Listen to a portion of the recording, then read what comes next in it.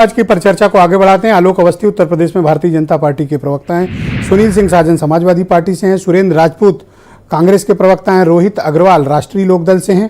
सुशील दुबे जाने माने पत्रकार और सर्वेश मिश्रा आम आदमी पार्टी के प्रवक्ता और वीरेंद्र सिंह जी हमारे स्टेट हेड। शुक्रिया और धन्यवाद आप सभी का आज की परिचर्चा में हिस्सा लेने के लिए।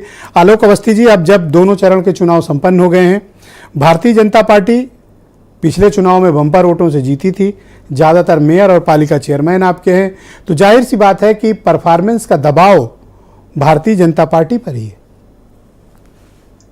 ब्रजेश जी, भारतीय जनता पार्टी कार्यकर्ताओं की पार्टी है, पूरी तरह से समर्पित, देश सेवा के लिए समर्पित पार्टी है। उसका एक एक कार्यकर्ता जो है वो बराबर जो है अपना पूरा 100% योगदान जनता के हित के लिए देता रहा है, और इसी का नतीजा यह है कि हम लगातार जनता के बीच में सक्रिय रहे हैं। हर चुनावों में जीत का भी यही कारण है कि हमारे लोग जनता के बीच में खड़े होते हैं, उनकी दुख सुख की समस्याओं के साथ खड़े होते हैं और किसी को ढूंढने नहीं जाना पड़ता है।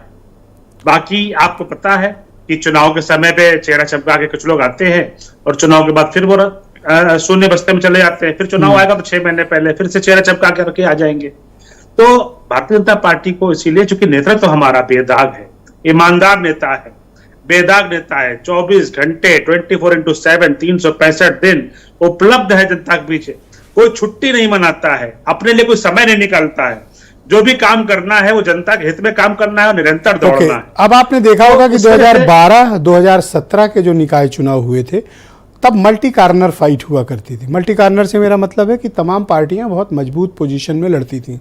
लेकिन जैसा कि 2019-2022 के बाद यूपी का पॉलिटिकल सिनेरियो बदला है, तो जाहिर सी बात है कि अब वोटों का डिवीजन भी दो ही तरफ है, तो इससे आप पर दबाव तो पड़ेगा ही। देखिए ब्रजेश जी, जो लोग अच्छा काम करते हैं ना, उन पर कोई दबाव पड़ता नहीं है।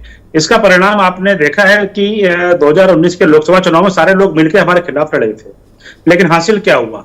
हासिल वही हुआ कि जो भारतीय जनता पार्टी ने के प्रति जनता का विश्वास था और हमारे नेताओं को उन्होंने पूरी पहले से अधिक सीटें, पहले से अधिक वोट के माध्यम से फिर से देश का प्रधानमंत्री बनाया। तो इस बार अगर निकाय चुनाव में भी अगर ये लोग मिलकर लड़ रहे हैं या वो अलग अलग लड़ रहे हैं, यह उन पार्टियों को अपने नेतृत्व क्षमता पर, विश्वसनीयता पर संदेह रहा होगा। हमने अपने नेतृत्व के ऊपर भरोसा करते आपने इस बार महसूस किया होगा, खबरें भी पढ़ी होंगी और देखा भी होगा कि वोटर लिस्ट में बड़े पैमाने पर गड़बड़ी पाई गई है, लोगों के नाम कटे या तो लिस्ट आधी अधूरी रही। निर्वाचन आयोग ये भूमिका का सही निर्वहन नहीं कर पाया। वोटर लिस्टों में जरूर कहीं पे जो है शिकायतें आई हैं। मुझे लगता है कि इसको चुनाव आयोग अपना संज्ञान लेगा, दुरुस्त करेगा, व्यवस्था दुरुस्त होनी चाहिए।